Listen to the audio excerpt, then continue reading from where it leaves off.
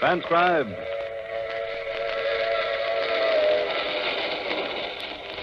The Mutual Broadcasting System presents The Mysterious Traveler. Written, produced, and directed by Robert A. Arthur and David Cogan, and starring one of radio's foremost actors, James Stevens, in The Haunted Trailer.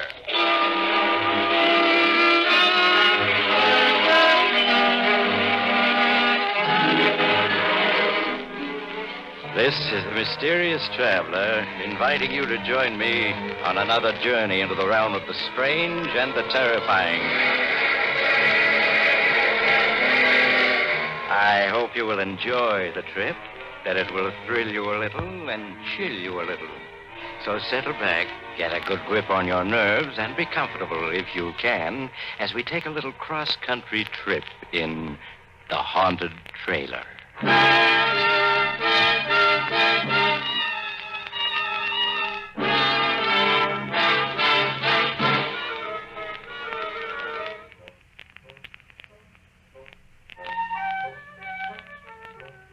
Before we begin, I have a question for you.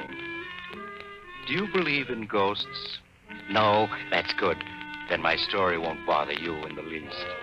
So let me introduce Melvin McGraw, as nice a young man as you'll ever meet, in this world or the next. Melvin is very unhappy. He has a story he wants to get off his chest. All right, Melvin, tell us all about it. Maybe it'll buck up your spirits.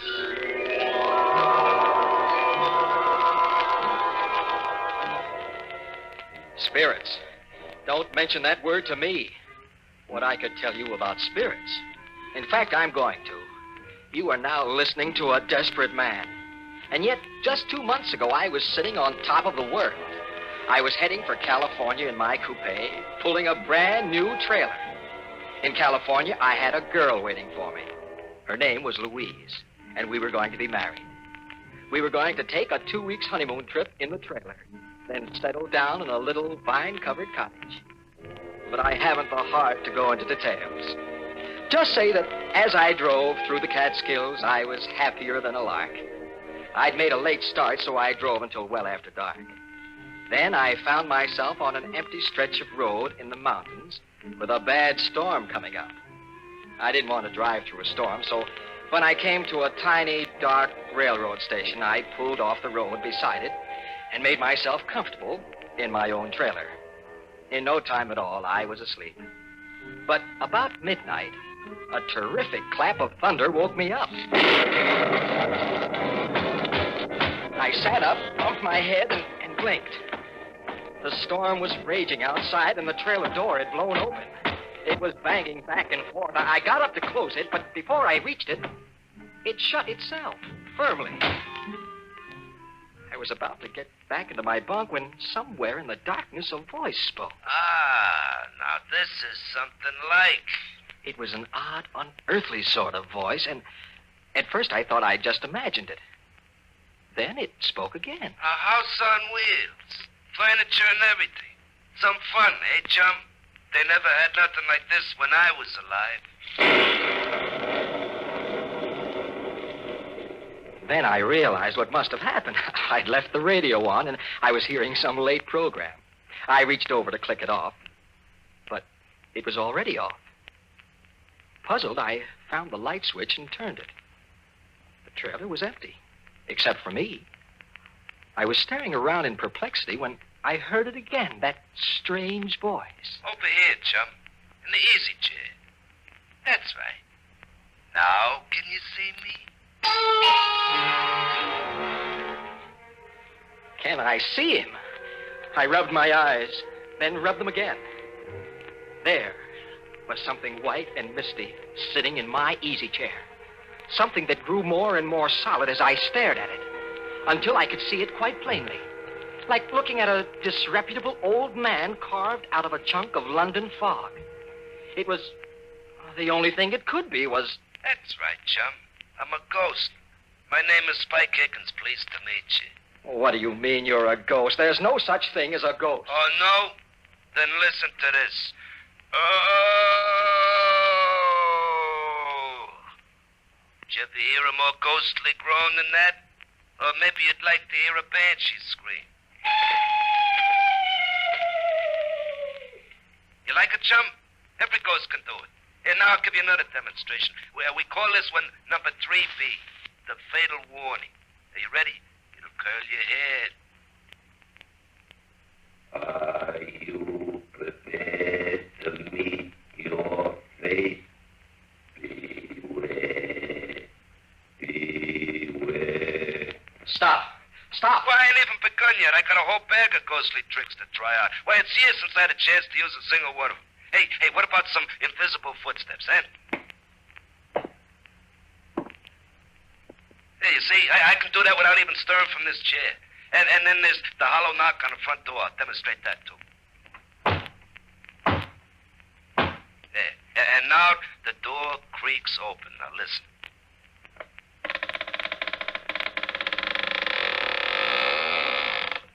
See? Now, just suppose you was alone in a deserted house at night and you heard all them noises. What would you do, eh? I'm asking you, chum. I'd run like the dickens. Yeah, I bet you would. Anybody would. And now do you believe I'm a ghost? Or should I give you some more of my repertoire? No. I'm convinced. You're a ghost. Well, that's better. Now that we're acquainted, you can call me Spike. That's my name, Spike Higgins.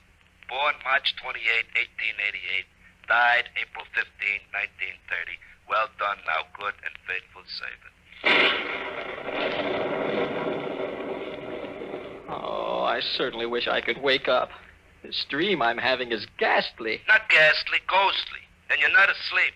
Hey, but speaking of sleeping, it's after midnight, and this is the first time I've been near a bed in more than 20 years. What do you say we turn in, man? You mean you're suggesting you're going to sleep in my trailer? Well, why not? That's what a trailer's for. A home away from home. No. I won't stand for it. Now, get out.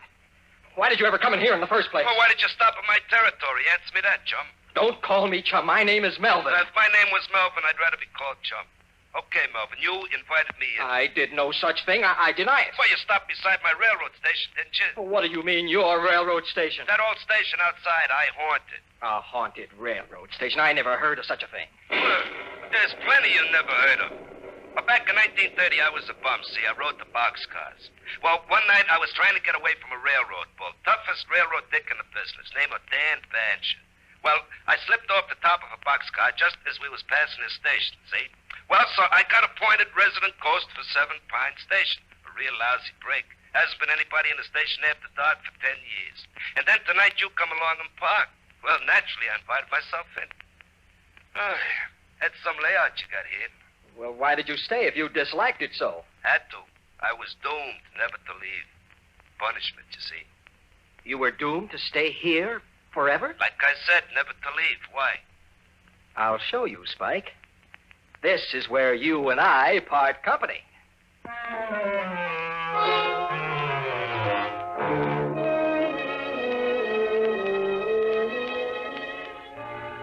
I know you think I was dreaming, but I wasn't.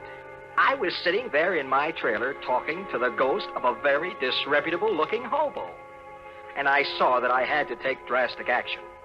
Spike had said he was doomed to stay there forever. But I wasn't. I hurried out of my trailer, climbed into my coupe, started the motor, and pulled away from there. I didn't stop until I'd gone 20 miles and left Spike Higgins' ghost safely behind me. Then I found a spot off the road, stopped, and went back to my trailer, completely bushed. Oh, boy, now for some sleep. Oh, I'm dead. Watch your language, Melvin. I'm dead, not you. Spike. Here I am, Melvin, in the other bunk. No, you can't be. You said you were doomed to stay forever back at the railroad station. Well, I said I was forbidden to leave. I didn't leave. You hauled me away in your trailer. So now the curse is broken. I can go any place I want. Then go. Any place. I don't care where, as long as it's someplace else. Oh, but I like it here, Melvin. Nice and cozy, good company, plenty of scenery. I'll tell you what I'll do.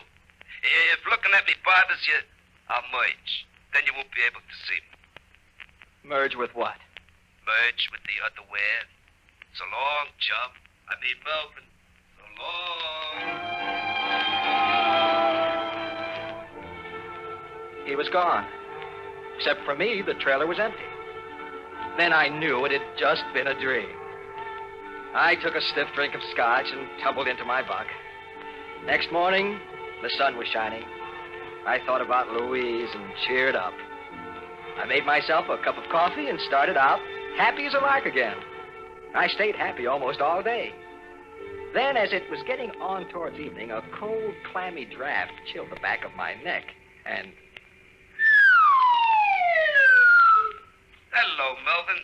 It's me, your old chum, Spike. You're not my old chum, and where are you? I can't see you. Well, give me time, Melvin. Give me time. I've been merged with the otherware all night. I can't materialize again too fast or I'll strain my protoplasm. There, how's that? You transparent monstrosity. I thought you were just a dream. Oh, have I got to convince you all over again? Okay, I'll run through my repertory for you. The ghostly groan, the dying scream, the scream of the banshee, the hollow footsteps, the squeaking door. No, anything but that. I couldn't stand it again. Well, okay then. Oh, but I left one out last night. The mournful howl of a dog. You know, in every ghost story, there's always a dog howling someplace. Well, that ain't a real dog. It's just a standard ghost sound effect. You like this, see? Oh, no. My nerves can't stand anymore. Melvin, chum, you're gonna have to toughen up. You're gonna be hearing a lot of them ghostly noises, and you just gotta get used to them. What do you mean? Well, you and me are gonna be seeing a lot of each other. I am now the resident ghost of this here trailer.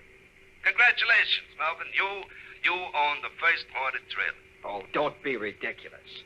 Nobody ever heard of a haunted trailer. Well, they're gonna hear of this one. You'll be famous all over America. Oh, that's absurd. A haunted trailer. Why not a haunted ferry boat, a haunted boxcar, or a haunted Pullman? What, do you think there ain't? Why, there's a haunted ferry boat, makes the crossing at 125th Street every stormy night. And then there's a haunted boxcar. Never gets where it's going. Balamine rides it, name a boxcar Benson. And speaking of trains, didn't you never hear the Phantom Express? The Phantom Express? Yeah, it's an all-Pullman car job, and nobody rides it but hobos who've been given a reward, see? It only travels by twilight, and it goes 1,000 miles an hour. Always traveling, never stopping. That's heaven for us poor restless hobos. Indeed. Yeah, so what's so funny about a haunted trailer? Now I ask you.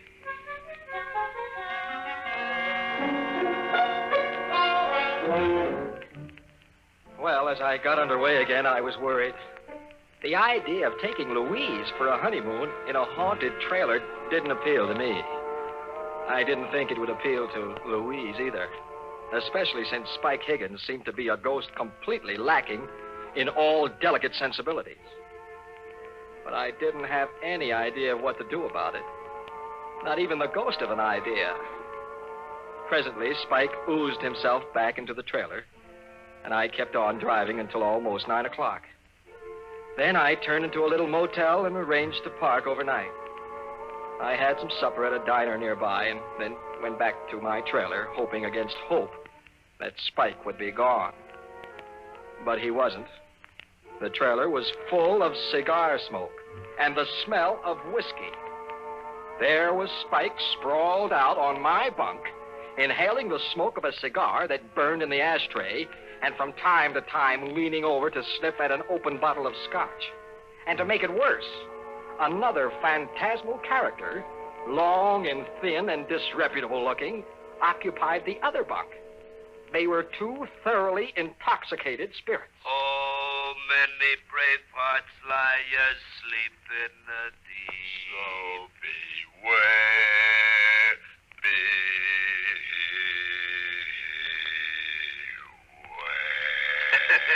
Spike, what is the meaning of this? Oh, hello, Melvin. Melvin, I want you to meet an old pal of mine, Nitro Nelf. Pleased to meet you, Melvin. I'd shake hands if I had any hands. Spike, I asked you a question. What is the meaning of this? Why, Melvin, we're just celebrating, that's all. I ain't seen Nitro for pretty near 25 years, so we're having a little fun. We're just a couple of high spirits. You get it? Huh? Very funny. Well, get this Nitro ghost out of here at once. This is my trailer, and I don't want him here. Yeah, sure, Melvin. It's your trailer, only I'm the resident ghost, see? I got full rights to extend hospitality to any other ghost, ghoul, phantasm, spirit, spook, boogeyman, werewolf, vampire, or poltergeist I want to. Look it up, the Spirit's Handbook, Section 7, Paragraph B. Besides, Melvin, there's a lot worse things than me that Spike could have invited. You know, some of them werewolves now. Brother. All right. Let's not talk about it. Just thinking of such things makes me nervous. But you'll have to stop singing. Suppose somebody heard you and came to investigate. Oh, well, okay. And anyway, it's time to turn on the radio. Turn on the radio? For what? What to hear it, stupid. Let's see. Yeah, this ought to be the right station. May I ask, merely out of morbid curiosity, what program a ghost would listen to? Well, you don't have to ask. You'll hear it.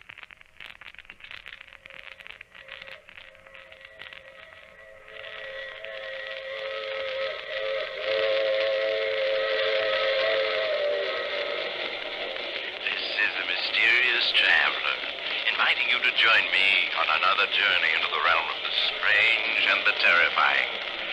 I hope you will enjoy the trip, that it will thrill you a little and chill you a little. So settle back, get a good grip on your nerves, and be comfortable if you can.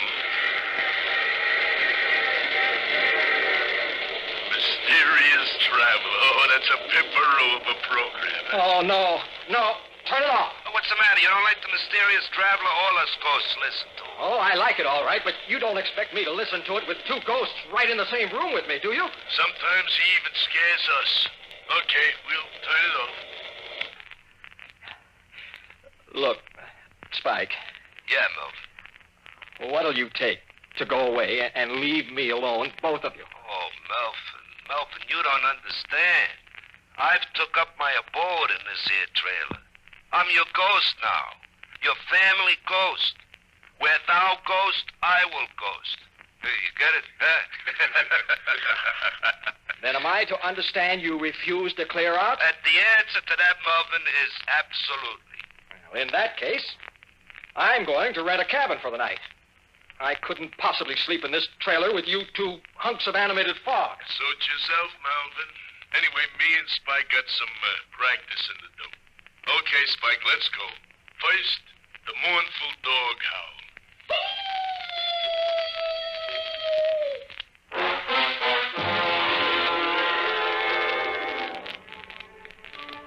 That night, I slept in a rented cabin. The next morning, I drove on westward with my two phantom passengers and tried to pretend they weren't there. I almost got used to them. I suppose a man can get used to anything, even to having a permanent cold chill running down his backbone. When we passed through Denver, Nitro Nelson dropped off, saying he wanted to haunt up some old pals of his, leaving me with Spike Higgins. Well, Melvin, it's just you and me together now, just the two of us. Until you get married, that is, then there'll be the three of us. I don't think Louise is going to like that. Oh, sure she will. Anyway, I'm sticking around. I hate to think what Louise will say when I tell her about it. Hey, where are we going on our honeymoon? The three of us, I mean. I figured on driving up to Oregon to see the mountains. Oh, that's good. Just as long as we get away from California. What have you got against California? Oh, just that Dan Basher lives there now. Dan Basher? Yeah, you remember that tough railroad dick who was chasing me when I fell off that freight? Oh, he's the toughest bull in the business. Hey, you're not afraid of him now, are you? No, of course not. Oh, only the grapevine says he's kind of sick, see, and he might be entering the spirit world any time now. I wouldn't want to run into him again if he did. He's got a grudge against me. Hey, you know, I just thought of something. What? Well, right at first, Louise probably won't be able to see me or to hear me, see? On account of a family ghost is only visible to the household. You get me? Yes, but I don't understand Well, why. as soon as you're married, she'll be part of the household, and then she can see me. Until then, no. Oh, wake me up as soon as it gets dark, huh, chum?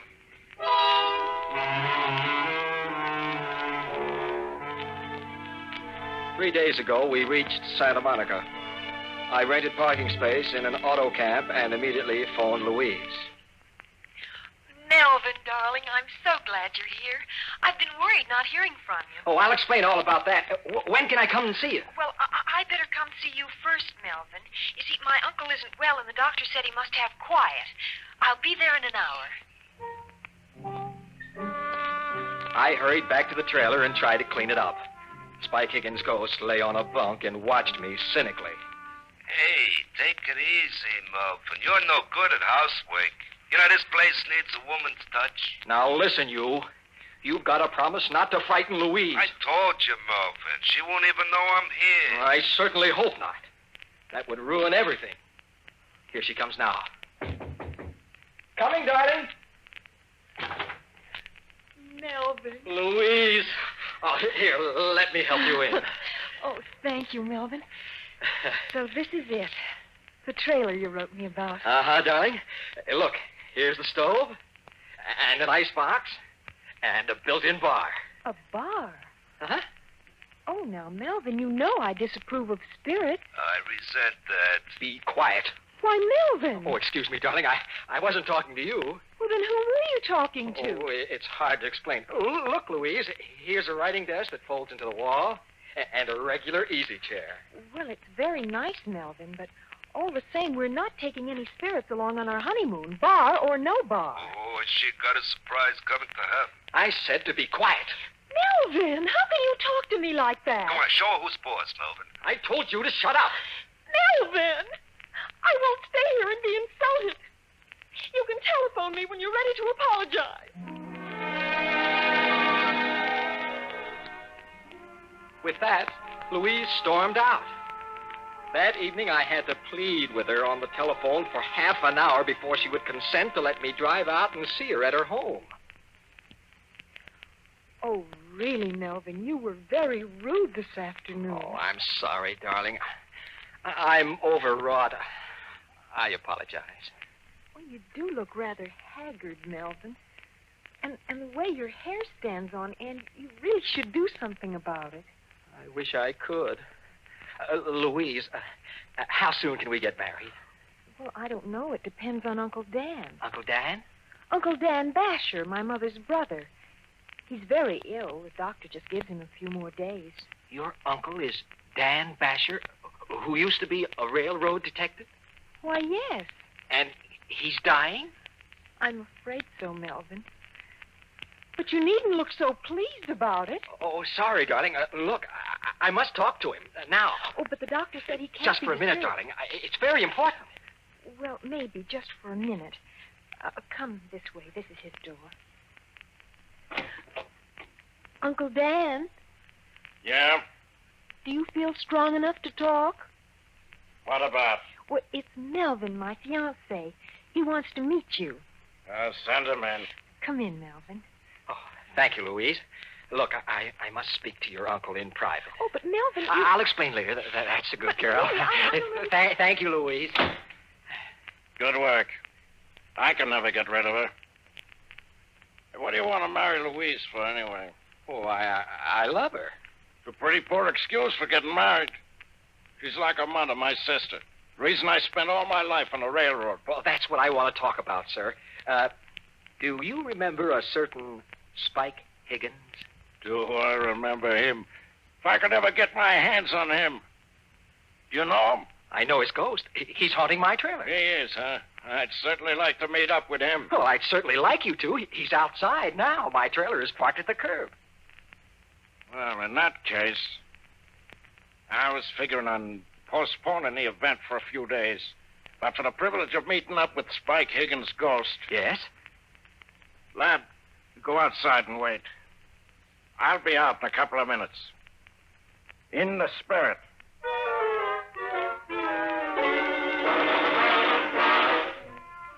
I made some excuse to Louise and hurried out to the trailer.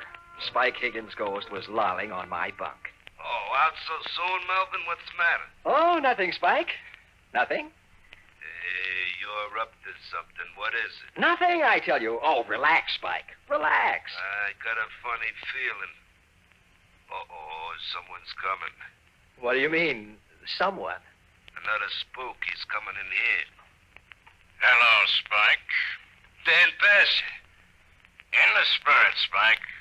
I've been waiting for this meeting for a long time. Oh, no, Melvin, you double-crossed. After him. Quick, Mr. Basher. Right, you are, lad.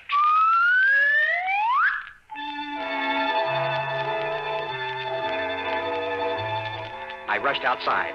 3 blocks away, I saw a long freight train puffing away. Spike Higgins' ghost was racing for it with Dan Basher's spirit gaining on him. For the first time in a week, I felt happy again. Melvin. Louise. Melvin. Uncle Dan.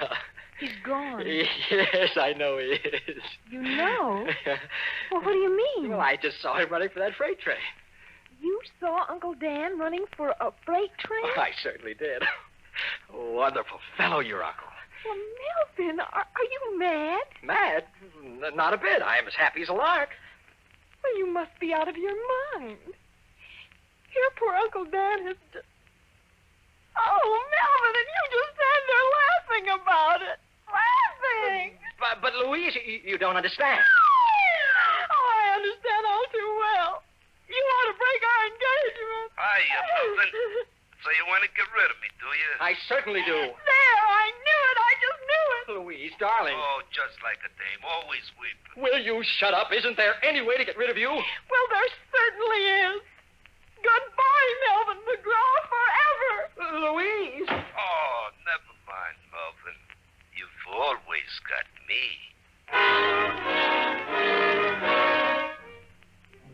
Well, that's my story. I'm a desperate man. Louise sent me back my ring, and I'm stuck with Spike Higgins' ghost. I should have known he'd outsmart Dan Basher. He left Dan's spirit hunting the freight train for him and came straight back to me. Now I'll never get rid of him. I'm just a shadow of my former self. I can't get a job. Oh, look. Do any of the radio stations carrying my story need a good sound effects man for mystery programs? Oh, with me and Spike Higgins' ghost working together, we can guarantee authentic effects. Here, look, we'll give you a demonstration. Spike, let's have the creaking door. Now, the fatal warning. Are you prepared to meet your maker? Now, the dog howling in the cemetery.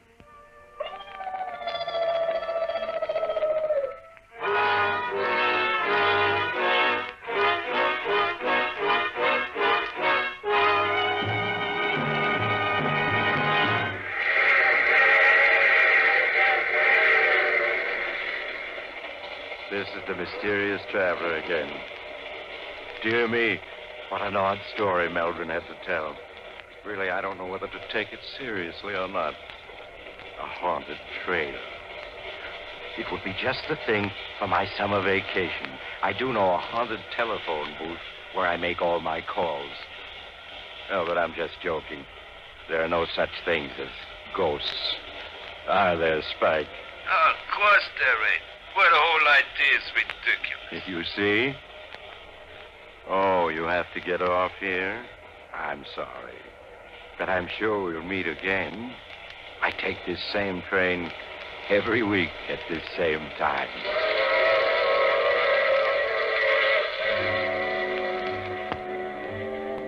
You have just heard The Mysterious Traveler. And now you can also enjoy other tense and dramatic stories of The Mysterious Traveler in the June issue of The Mysterious Traveler magazine.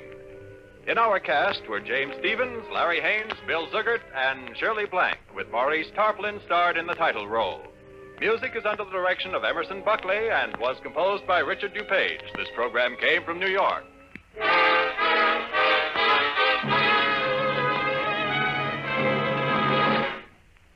The dramatized stories of crime and the events leading up to the capture of the perpetrator are the order of the day on True Detective Mysteries.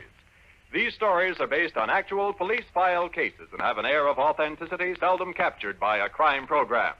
So, for the best in mystery listening, make a date to tune in True Detective Mysteries every Sunday over most of these stations. This program was transcribed especially for presentation to the West Coast audience at this hour.